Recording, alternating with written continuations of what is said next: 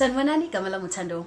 You've read the title, you know what this is about, so spoilers alert if you haven't watched the show and you're planning to watch the show.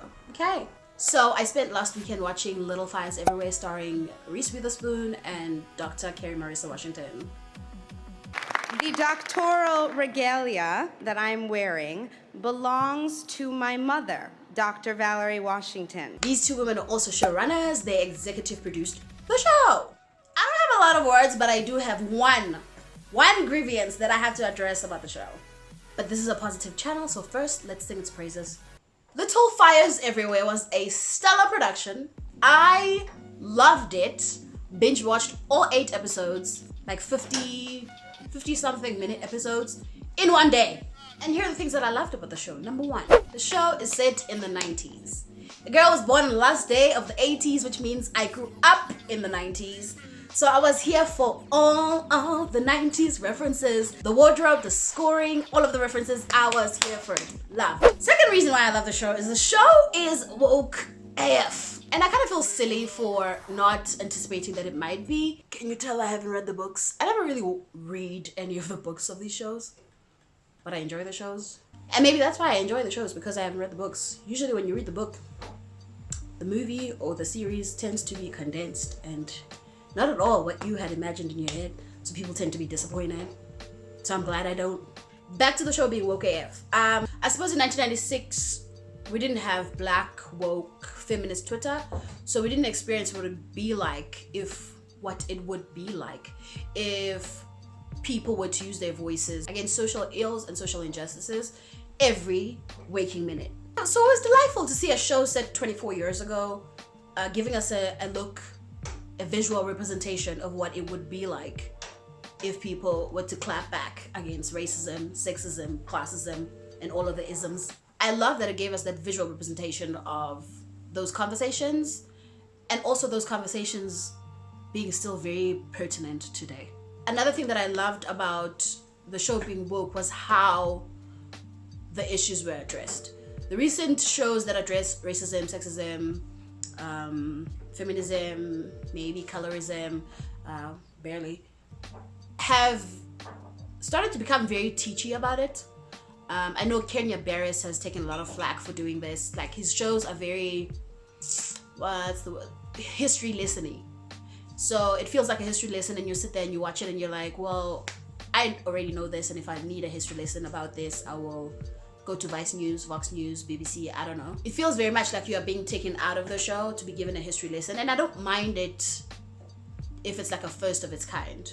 But then if you do a spin-off and another spin-off and you still have the same style of addressing the same issues, then it kind of becomes classroomy.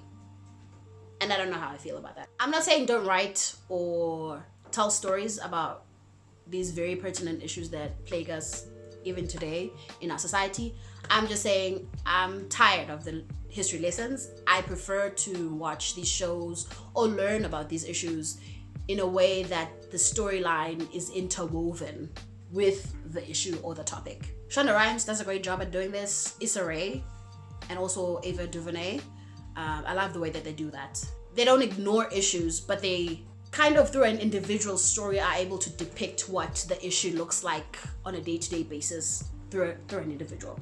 And I felt like Little Fires Everywhere did exactly the same thing, and it did it very, very well. A good example of this is that scene where Elena is driving past and she bails the police on Kerry Washington's character and her daughter Mia and Pearl, parked in the parking lot with a car full of stuff, and she bails the police only to find out that later on they'll be coming to her home to view a property that they want to rent from her, and then she feels bad and ends up renting the property to them because of white guilt.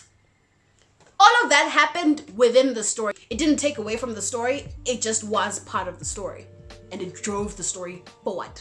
There are plenty of other delicious moments like that in the series where everyone is just getting champed, which leads us to the third reason why I love the show. Y'all love to hate on Kerry Washington on Twitter, I see you, but she did a damn good job on the show, on and off screen. You know how I know this? Every single character on that show got on my damn nerves. Every single character, except maybe for the little baby Mei Ling and Izzy. I liked Izzy, even though everybody is like, ain't no child supposed to talk to their parents the way that she does, but she was going through some stuff, and I get it, and I kind of resonated with her a lot. So her and the baby, they were cool. The rest of them got on my nerves, especially Mia, Kerry Washington's character. Oh my lord. And if you know, you know, I could never ever detest anything that Kerry Washington does.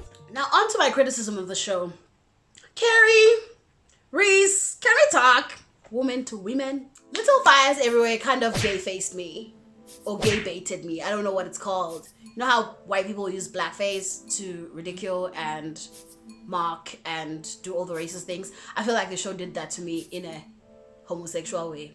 Kerry Washington's character is such that we discover that she is a member, a constituent of the LGBTQIA plus community. We find this out through one of her cold night sweats, her visions, her premonitions, her flashbacks, I don't know, nightmares. There she was, lying on a mysterious woman's lap on a subway, right there for all to witness, and I was like, ooh, was she a gay rights activist back in the day? What's going on here? Because everyone can see this is in public. I am in. I'm ready to watch some more of this. All we got from this scene was Carrie reaching out to this mysterious woman's hand, who we later find out that she's the love of her life.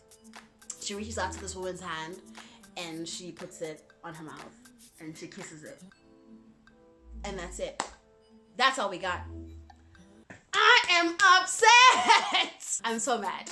So that's how they gay baited me. I stuck around thinking, ooh, I'm gonna get some lesbian action at some point. Kerry Washington give me lesbian action. I'm kidding. I stuck around because the show was good, but that was even more incentive. But when they finally give us the flashback scene of when Carrie's character Mia was getting on with the love of her life, I forget her name. I don't even remember if they gave us her. Did they give us her name? They didn't. Anyway, they finally give us that scene. And Kerry Washington is off sick that day. They just decide to completely make it we're gonna have to find another actress and she's going to be much younger so that it looks realistic. Whatever, okay? Whatever. Kerry, this was your chance. This was a chance to redeem yourself from that other movie that you played where you played a bisexual woman? A queer woman. A woman in the LGBTQIA plus community. That movie was kind of sketch, and it perpetuated some bisexual narratives that we don't really condone. So I was like, here we go, give her a chance to do the LGBTQIA plus woman thing and do it right. Where was Gary? She took a day off that day. I'm pissed. It's also unclear in the series whether she was actually a full-blown lesbian or if she was a bisexual woman, because there was that scene in the future where she had relations with her boss after asking for a favor. So I don't know if she was bisexual transactionally, a transactional bisexual, or if she was a raging lesbian. We don't know. But she was a member. That's my criticism, Carrie.